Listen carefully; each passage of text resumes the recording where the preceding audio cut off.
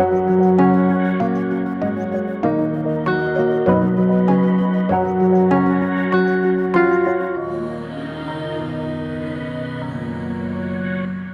പേര് ജിതിൻ. ഞാനിവിടെ അടുത്ത് തന്നെ കൈനേരിയിൽ നിന്നാണ് വരുന്നത്. ഞാനിന്നിപ്പോൾ ഇവിടെ വന്നിരിക്കുന്നത് ഉടമ്പടി എടുത്തതുകൊണ്ട് എനിക്ക് കിട്ടിയ അനുഗ്രഹങ്ങളും അതിലൂടെ എനിക്ക് വന്ന മാറ്റങ്ങളും നിങ്ങളുമായിട്ട് ഷെയർ ചെയ്യാനായിട്ടാണ്. ഞാൻ ആദ്യമായിട്ട് ഇവിടെ കൃപാസനത്തിൽ വരുന്നത് 2022 വരാനുണ്ടായ കാരണമെന്ന് വെച്ച് കഴിഞ്ഞാൽ ഞാനൊരു ആർമി റിക്രൂട്ട്മെൻറ്റിൽ അറ്റൻഡ് ചെയ്യും. അതിൻ്റെ ഫിസിക്കലെല്ലാം കഴിഞ്ഞു. അപ്പം മെഡിക്കലിന് വേണ്ടിയുള്ള പ്രിപ്പറേഷൻ ടൈമിൽ എൻ്റെ അമ്മയുടെ ചേച്ചിക്കും അമ്മയ്ക്കും ഭയങ്കര നിർബന്ധം തന്നെ ഇവിടെ കൊണ്ടുവരണമെന്ന്. കാര്യം എന്ന് വെച്ച് കഴിഞ്ഞാൽ ഞാൻ അത്യാവശ്യം ദേഷ്യപ്പെടുന്ന ഒരാളാണ്. ചില സമയത്ത് എനിക്കെന്നെ കൺട്രോൾ കിട്ടാറില്ല. വീട്ടിലാണെങ്കിലും പുറത്താണെങ്കിലും മൊത്തത്തിൽ ഞാൻ ഒരു ടെമ്പർ മൈൻഡ് എപ്പോഴും കാണിച്ചിരുന്നു. അപ്പോൾ എൻ്റെ അമ്മയ്ക്കൊരു വിശ്വാസം ഉണ്ടായിരുന്നു, ഞാൻ എന്നേലും ഇവിടെ വന്ന് ഈ മണ്ണി ഒന്ന് കാല് കുത്തിക്കഴിഞ്ഞാൽ എനിക്കൊരു മാറ്റം വരും, മാതാവ് പിന്നെ ഹോൾഡ് ചെയ്തു എന്നുള്ളൊരു ചിന്തയുണ്ടായിരുന്നു. അപ്പോൾ അവർക്ക് കൊണ്ടുവരാനായിട്ടുള്ള കാരണങ്ങൾ നോക്കിയിട്ടും എന്നെ ഒരുപാട് വട്ടം വിളിച്ചിട്ടുണ്ടെങ്കിലും ഞാൻ വന്നിട്ടില്ല. ഞാൻ വരത്തില്ല എന്ന് ഞാൻ തീർത്ത് പറഞ്ഞിട്ടുണ്ടായിരുന്നു. അമ്മ 2017 എൻ്റെ ഉടമ്പടി എടുത്തയാ. അപ്പോൾ അവിടെ ചെല്ലുന്ന സമയത്താണെങ്കിലും എനിക്ക് വലിയ ട്രസ്റ്റൊന്നുമില്ല. ദൈവത്തിൽ വിശ്വാസമുണ്ട്, പക്ഷേ പുറത്തിങ്ങനെ മാതാവ് എല്ലായിടത്തും മാതാവില്ല എന്നുള്ളൊരു ചിന്തയിൽ തന്നെ ഞാനും പൊയ്ക്കൊണ്ടിരുന്നത്. അങ്ങനെ 22 എൻ്റെ ഈ ഒരു ആവശ്യം വന്ന സമയത്ത് അമ്മയുടെ നിർബന്ധപ്രകാരം കുറച്ച് മുന്നേ ഞാനിവിടെ വന്നു. ഇവിടെ വന്ന് അച്ഛനെ കാണാനുള്ള ടോക്കൺ അന്ന് അമ്മ എടുത്തിട്ട് അമ്മ ഇവിടെ വെയിറ്റ് ചെയ്യുക. അപ്പം ഇവിടെ ഭയങ്കര ആളത്തിരക്കും കൂട്ടവും എനിക്കങ്ങ് പറ്റുന്നില്ല. കുറേ നേരം നിന്ന് ഞാൻ അമ്മയോട് പറഞ്ഞു ഞാൻ പോവാന്ന് പറഞ്ഞുകൊണ്ട് നിന്നു. പക്ഷേ അമ്മ സമ്മതിക്കുന്നുമില്ല. ഏറ്റവും അവസാനം ഇവിടെ വെച്ച് തന്നെ അമ്മയോട് ദേഷ്യപ്പെട്ട് നിങ്ങളെങ്ങനെയാണെന്ന് വെച്ചാൽ പോരെന്ന് പറഞ്ഞിട്ട് ഞാൻ ഇവിടുന്ന് ഇറങ്ങി ഞാൻ പോയി ഇവിടുന്ന് 100% കോൺഫിഡൻസിലാണ് ഞാൻ ഇറങ്ങിപ്പോയത്. കാര്യം എന്നെക്കൊണ്ട് സാധിക്കുന്ന കാര്യങ്ങളേ ഉള്ളൂ, എന്നെക്കൊണ്ട് പറ്റുമെന്നുള്ള ചിന്തയിൽ തന്നെ ഞാൻ ഇറങ്ങിപ്പോയി. ഞാനിവിടുന്ന് പോയി കഴിഞ്ഞ് ഒരു 2 ദിവസത്തിനുള്ളിൽ തന്നെ ഞാൻ അറ്റൻഡ് ചെയ്ത ആർമി റിക്രൂട്ട്മെൻറ്റ് റാലി അതിൻ്റെ ട്രേഡ് അവർ അഗ്നിവീറിൻ്റെ സ്കീമിലോട്ട് വന്നപ്പോൾ അത് ക്യാൻസൽ ചെയ്തു. ഒന്നും കൂടെ വേണമെന്നുള്ളത് വന്നു. എനിക്കാണ് ഓപ്ഷനും ഇല്ല. കാര്യം എനിക്ക് ഏജ് ഓവർ ആവും. കറക്റ്റ് ടൈമിലാണ് ഇത് ഞാൻ അറ്റൻഡ് ചെയ്തത് എനിക്ക് കിട്ടിയത്. ഫസ്റ്റ് അടി അവിടുന്ന് തന്നെ കിട്ടി. രണ്ടാമത് പിന്നീട് അങ്ങോട്ട് എനിക്ക് തന്നെ അറിയത്തില്ല ജീവിതത്തിൽ എന്തുമാത്രം ഞാൻ കോൺഫിഡൻസ് ആയിട്ടിരുന്നോ അതിലുപരിയായിട്ട് എനിക്ക് സങ്കടങ്ങളും സമാധാനക്കേടും വിഷമതകളും എനിക്ക് തന്നെ പറ്റാത്തൊരു സാഹചര്യം. 100% കോൺഫിഡൻസ് ഇവിടുന്ന് ഇറങ്ങിപ്പോയി ഞാൻ. പിന്നെ അതിൻ്റെ ഇരട്ടി ഹോപ്പ് വെച്ചിട്ടാണ് പിന്നെ ഇങ്ങോട്ട് തിരിച്ചു വരുന്നത്. ഇവിടെ വന്നു, അമ്മയായിട്ട് ഇവിടെ വന്ന് ഞാൻ ഉടമ്പടി എടുത്തു. ഉടമ്പടി പ്രകാരം മുന്നോട്ട് കാര്യങ്ങൾ പൊയ്ക്കൊണ്ടിരുന്നപ്പോഴത്തേനും ജീവിതത്തിൽ നഷ്ടപ്പെട്ടതൊക്കെ തിരിച്ചു വന്നു തുടങ്ങിയ സമയം എല്ലാം ഓക്കെ ആയെന്നുള്ള ചിന്തയിൽ പോയപ്പോൾ ഞാൻ തന്നെ പയ്യെ ഇതിൽ നിന്ന് മാറി തുടങ്ങി. അങ്ങനെ ഞാൻ അത്യാവശ്യം വള്ളംകളിക്കൊക്കെ പോകുന്നതാണ്. ആ ടൈമിൽ ഇപ്പോൾ ഒരാഴ്ചത്തെ ഒരു ക്യാമ്പ് വന്നു. അപ്പോൾ അതിന് പോകാനായിട്ട് പോയപ്പം ഞാൻ രാവിലെ ഈ പ്രത്യക്ഷീകരണ പ്രാർത്ഥനയിലും ബാക്കി കാര്യങ്ങളും ഉടമ്പടി കറക്റ്റായിട്ട് പാലിച്ചു പോയിക്കൊണ്ടിരിക്കുക. അപ്പോൾ കൂട്ടുകാരിടയിലോട്ട് എനിക്കിത് കൊണ്ടുപോകാനുള്ള മടി കാരണം ഞാൻ ഇത് കൊണ്ടുപോയില്ല. തിരിയാണേലും പുസ്തകമാണെങ്കിലും കാര്യങ്ങളൊന്നും കൊണ്ടുപോയില്ല. അവിടെ ഇത് ഫോളോ ചെയ്യുകയും ചെയ്തില്ല. തിരിച്ച് ഞാൻ വീട്ടിൽ എത്തിയില്ല. പഴയപടി തന്നെ കാര്യങ്ങളെല്ലാം വന്നു. ജീവിതത്തിൽ വന്നതെല്ലാം പോയി. പിന്നെ ആ ഒരു പഴയ അവസ്ഥയിലോട്ട് തന്നെ വന്ന് ഒരു 2-3 മാസ കാലയളവോളം ഞാൻ ആരോടും മിണ്ടാറില്ലായിരുന്നു. ഡിപ്രഷൻ്റെ ഒരു സ്റ്റേജിലോട്ട് തന്നെ പോയി. കാര്യം എന്താണെന്നൊന്നും എനിക്കറിയില്ല. പല പ്രശ്നങ്ങൾ എന്നോടധികം വീട്ടുകാർക്കാണെങ്കിലും എന്നോടധികം ഒന്നും സംസാരിക്കാൻ പറ്റാത്ത രീതിയിലോട്ടുള്ള കാര്യങ്ങൾ വന്നു. മുറിക്കകത്ത് തന്നെ ഒതുങ്ങിക്കൂടി, ഫുഡൊന്നും വേണ്ട. അങ്ങനെ മാറി പെട്ടെന്നുള്ളൊരു സമയത്താണ് എനിക്ക് വീണ്ടും ദൈവത്തിലോടുള്ളൊരു വിശ്വാസം പിന്നെയും വർദ്ധിക്കുന്നത്. ഞാൻ ആ ടൈമിൽ എൻ്റെ കൊന്തയൊക്കെ ഊരി മാറ്റിയായിരുന്നു. ദൈവമൊന്നും ഇല്ല എന്നുള്ളൊരു കൺസെപ്റ്റിലോട്ട് തന്നെ മാറിയായിരുന്നു. അവിടുന്ന് പിന്നീട് ആ ഒരു വിശ്വാസം എനിക്ക് വളർത്തി തന്ന എൻ്റെ അമ്മയാണ്. അമ്മ പിന്നെ വീണ്ടും രാത്രി ഞാൻ കിടക്കുന്ന സമയത്ത് ഇവിടുത്തെ ഉടമ്പടി തൈലം ഞാൻ എണീക്കുന്നതിന് മുന്നേ രാവിലെ അമ്മ പ്രാർത്ഥനയില്ലിട്ട് അമ്മ വന്ന് എൻ്റെ നെറ്റിയിലും ചുണ്ടത്തൊക്കെ തേക്കും. അതിൻ്റെ ഫലമായിട്ടാണോ എന്താണെന്നറിയില്ല, കുറച്ച് ദിവസം കഴിഞ്ഞപ്പോഴത്തേനും പിന്നെ എനിക്ക് എൻ്റെ വിശ്വാസം ഓട്ടോമാറ്റിക്കലി അപ്പ് ചെയ്ത് വരുന്ന പോലെ തോന്നി. അന്ന് ഞാൻ ഉടമ്പടി എടുത്തിട്ടുണ്ടായിരുന്നു. ഞാനിവിടെ ഒന്ന് ഉടമ്പടി പുതുക്കി. പിന്നെ മുന്നോട്ട് എന്നാ ചെയ്യണമെന്നറിയത്തില്ല. എന്തായാലും ഈ റിക്രൂട്ട്മെൻറ്റ് പോയി, ഇനി മുന്നോട്ട് എന്നാ ചെയ്യണമെന്നുള്ളൊരു വഴിയില്ലാതെ നിന്ന സമയത്താണ് IELTS പ്രിപ്പയർ ചെയ്യാന്നുള്ള രീതിയിൽ ഞാൻ മുന്നോട്ട് പോയി. ഇവിടെ ഒന്ന് ഉടമ്പടി പുതുക്കിയിട്ട് ഞാൻ IELTS പ്രിപ്പയർ ചെയ്ത് എല്ലാം ചെയ്തെങ്കിലും ഫസ്റ്റ് അറ്റംപ്റ്റിൽ ഞാൻ ഫെയിലായിപ്പോയി. പക്ഷേ അപ്പോൾ എനിക്ക് ട്രസ്റ്റ് ഉണ്ടായിരുന്നു. രണ്ടാമത് വന്നു, രണ്ടാമതും അതേപോലെ തന്നെ സംഭവിച്ചു. അപ്പോൾ അതും 0.5 എന്നുള്ളൊരു നിരക്കിലാണ് എനിക്ക് പോകുന്നത്. മൂന്നാമത്തെ വട്ടം ഞാനിവിടെ വന്നപ്പോഴത്തേനും അച്ഛൻ്റെ ഉടമ്പടിക്കാൻ ധ്യാനം കൂടിക്കൊണ്ടിരുന്നപ്പോഴത്തേനും അച്ഛൻ അതിനകത്ത് പറഞ്ഞൊരു കാര്യം എൻ്റെ മനസ്സിൽ ഭയങ്കരമായിട്ട് തട്ടി. നമ്മൾ ഉടമ്പടി വെച്ചിട്ട് ആ നിയോഗങ്ങൾ സഹായിക്കുന്നില്ല എന്നുണ്ടെങ്കിൽ ആ ഉടമ്പടിക്ക് ഒരു പട്ടിത്തിട്ടത്തിൻ്റെ വിലയാണ് മാതാവ് തരുന്നതെന്ന്. അതെന്നെ ഭയങ്കരമായിട്ട് സ്ട്രൈക്ക് ചെയ്തു. ഞാൻ അപ്പോൾ ഇവിടെ വെച്ചൊരു തീരുമാനം എടുത്തു, ഇതിലും കൂടെ ഞാൻ പാസ്സായില്ല എന്നുണ്ടെങ്കിൽ ഇനി ഞാൻ ഈ ഉടമ്പടി കണ്ടിന്യൂ ചെയ്യുന്നില്ല, നിർത്തുകയെന്ന് പറഞ്ഞു. സാധാരണ പോലെ തന്നെ ഞാൻ പിന്നെയും പൊട്ടി. ഞാൻ എൻ്റെ ഉടമ്പടി അവസാനിപ്പിച്ചു. പക്ഷേ അവസാനിപ്പിച്ചത് അങ്ങനെ ആയിട്ടല്ല.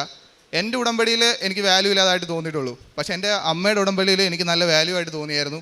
ഞാൻ പിന്നെ എൻ്റെ അമ്മയുടെ ഉടമ്പടി ഫോളോ ചെയ്തു. അതിൽ സാധാരണ എങ്ങനെയാണോ ചെയ്യുന്നത് അതുപോലെ തന്നെ ഫോളോ ചെയ്ത് മുന്നോട്ട് പോയി. അതിൻ്റെ ഫലമായിട്ട് എനിക്ക് ലാസ്റ്റ് എഴുതിയ എക്സാമിൽ എനിക്ക് ഓഫർ ലെറ്ററിന് വെക്കാനായിട്ടുള്ള സ്കോർ കിട്ടിയായിരുന്നു. അങ്ങനെ ഞാൻ ഓഫർ ലെറ്ററിന് അപ്ലൈ ചെയ്തിട്ട് വെച്ച കോളേജിലെല്ലാം റിജക്ഷൻസാണ് വരുന്നത്. വെയിറ്റിംഗ് ലിസ്റ്റിലോട്ടാണ് എല്ലാം പൊയ്ക്കൊണ്ടിരുന്നത്. അവസാനം അവിടുത്തെ ഒരു ഡെലിഗേറ്റ് പറഞ്ഞിട്ട് വീണ്ടും ഫീസ് അടച്ച് വെച്ചുകൊണ്ടിരിക്കുക. ആ സമയത്ത് ശരിക്കും നമ്മൾ ഒറ്റപ്പെട്ടു പോകുന്നൊരവസ്ഥയായി. കാര്യം കോളേജിലോട്ടെല്ലാം ഫീസ് അടയ്ക്കുന്ന സമയത്ത് എനിക്ക് ജോലിയില്ല, അമ്മയും ജോലിയൊന്നുമില്ല. നമ്മുടെ കൃഷിയിലൂടെയൊക്കെയാണ് ഞങ്ങൾ ജീവിക്കുന്നത്. ആ സമയത്ത് പെട്ടെന്ന് അങ്ങനെ ഫണ്ട് നമുക്ക് അങ്ങനെ കണ്ടുപിടിക്കാൻ പറ്റുന്നൊരു സാഹചര്യമല്ല.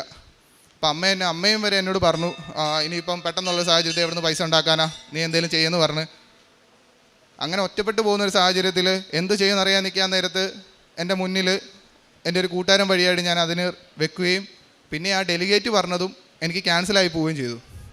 അന്ന് ഞാൻ വീട്ടിലുണ്ടായിരുന്നൊരു സമയമായിരുന്നു. എൻ്റെ അമ്മ അടുത്തുണ്ടായിരുന്നു. ഞാൻ എൻ്റെ അമ്മയുടെക്ക് പറഞ്ഞു, നിങ്ങൾ ഒറ്റൊരുത്തിയാ എൻ്റെ ജീവിതം ഇങ്ങനെ ആക്കിയേ, വന്നിച്ചില്ലേലും നിന്ദിക്കത്തില്ലായിരുന്നു, ഇങ്ങോട്ട് കൊണ്ടുവന്ന് ഇവിടെ നിന്ന് ഇറങ്ങിപ്പോകുന്നു, എൻ്റെ ജീവിതം നശിപ്പിച്ചപ്പോൾ നിങ്ങൾക്ക് സമാധാനമായില്ലെന്ന് ഞാൻ എൻ്റെ അമ്മയുടെക്ക് ചോദിച്ചു. അന്ന് എൻ്റെ അമ്മ എന്നോട് പറഞ്ഞൊരു കാര്യമാണ്, എൻ്റെ മാതാവ്, ഞാൻ വിശ്വസിക്കുന്ന മാതാവ്, നിനക്ക് ഇന്ന് 6 മണിക്ക് മുമ്പായിട്ട് ഓഫർ ലെറ്റർ തരുമെന്ന് പറഞ്ഞു. ഞാൻ പറഞ്ഞു കാണാം. അവിടെ നിന്നു. അപ്പോൾ അമ്മ എല്ലാ ദിവസവും 3 മണിയാകുമ്പോഴത്തേനും കർണക്കൊന്ത കൂടും. പിന്നെ വൈകുന്നേരം കൊന്തയും അമ്മ തന്നെത്താനെ ചെല്ലും. അങ്ങനെ വൈകിട്ട് അമ്മ കൊന്ത ചൊല്ലിക്കൊണ്ടിരുന്ന സമയം അമ്മ 6 മണി എന്നുള്ള സമയമാണ് പറഞ്ഞിരുന്നത്. പക്ഷേ 5:45 ആയപ്പോൾ എനിക്ക് അവിടെ നിന്ന് മെയിൽ വന്നു, എനിക്ക് ഓഫർ ലെറ്റർ കിട്ടി. പക്ഷേ ഓഫർ ലെറ്റർ കിട്ടിയെങ്കിലും 6 ലക്ഷം രൂപ അടയ്ക്കണം 15 ദിവസത്തിനുള്ളിൽ. നമ്മളെക്കൊണ്ട് എന്തായാലും അത് അതിനുള്ള ഒരു സ്റ്റേജിലല്ല ഞങ്ങൾ. എന്ത് ചെയ്യുമെന്ന് ആലോചിക്കുന്ന സമയത്താണ് അമ്മ പറഞ്ഞു, അതിന് മാതാവ് വഴി കാണിച്ചു തരും. അപ്പോൾ ഓട്ടോമാറ്റിക്കലി എനിക്ക് അപ്പോളെ ചെറിയൊരു ട്രസ്റ്റ് പിന്നെ വന്നു തുടങ്ങി. പിന്നെ അതിൻ്റെ അടുത്ത ദിവസം കഴിഞ്ഞപ്പോഴത്തേനുമാണ് വീണ്ടും ഞാൻ ഏറ്റവും ആദ്യം വെച്ച കോളേജിൽ നിന്ന് എനിക്ക് ഓഫർ ലെറ്റർ വന്നു. അവിടെ 2 ലക്ഷം രൂപ അടച്ച സീറ്റ് കൺഫേം ചെയ്യാമെന്ന് പറഞ്ഞു.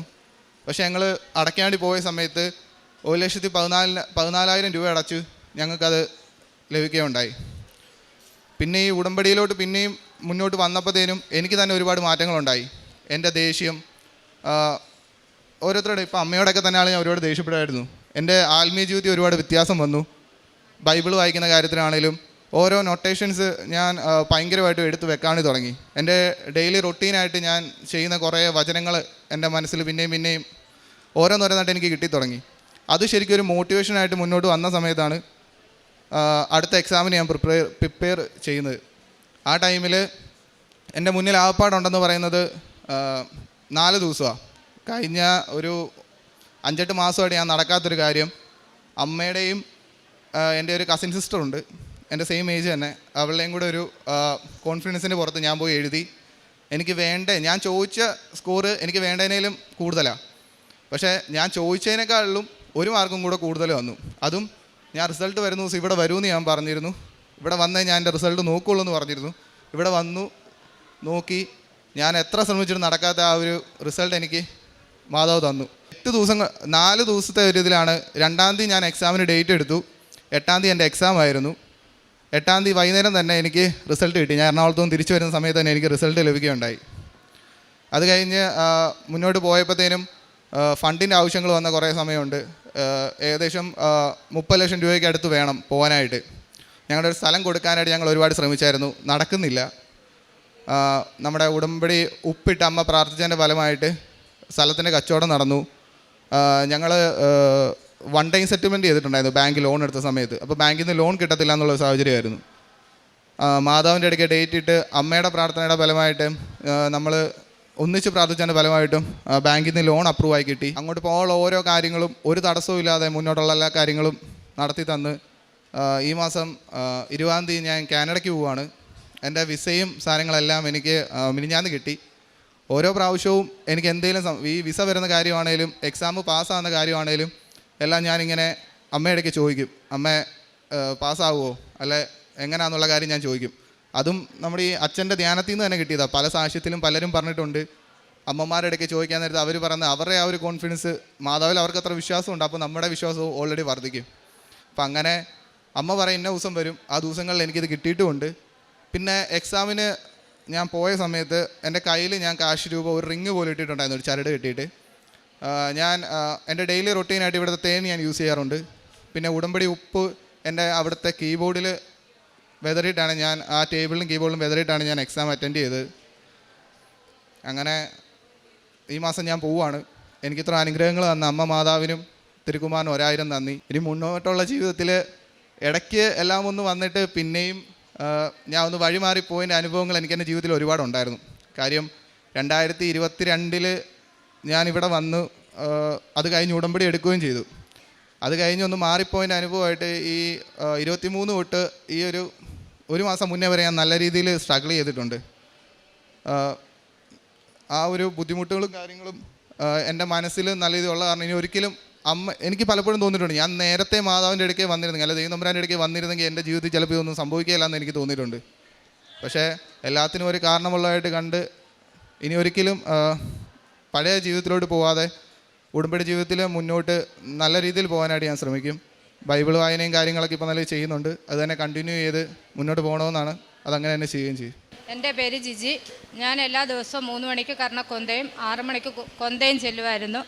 അതിൻ്റെ ഫലമായിട്ടാണ് മാതാവ് എനിക്ക് എല്ലാ കാര്യങ്ങളും സാധിച്ചു തന്നത്. ഞാൻ പ്രാർത്ഥിക്കുമ്പോൾ എൻ്റെ ആവശ്യങ്ങൾ മാതാവിനോട് പറയുമ്പോൾ അമ്മ 3ാമത്തെ രഹസ്യം ചെല്ലുന്ന സമയത്ത് നേരിട്ട് പ്രത്യക്ഷപ്പെടും. എന്നിട്ട് പറയും, നിൻ്റെ ഇത്ര ദിവസത്തിനുള്ളിൽ നിൻ്റെ കാര്യങ്ങൾ സാധിച്ചു വരുമെന്നു. അങ്ങനെ എൻ്റെ കാര്യങ്ങളെല്ലാം സാധിച്ചു വരുന്നുണ്ട്. കാരുണ്യ പ്രവൃത്തികൾ ചെയ്യുന്നുണ്ട്. അനാഥാലയത്തിലേക്ക് എന്നെക്കൊണ്ട് പറ്റുന്ന രീതിയിൽ സഹായങ്ങൾ ഞങ്ങൾ ചെയ്തു കൊടുക്കുന്നുണ്ട്.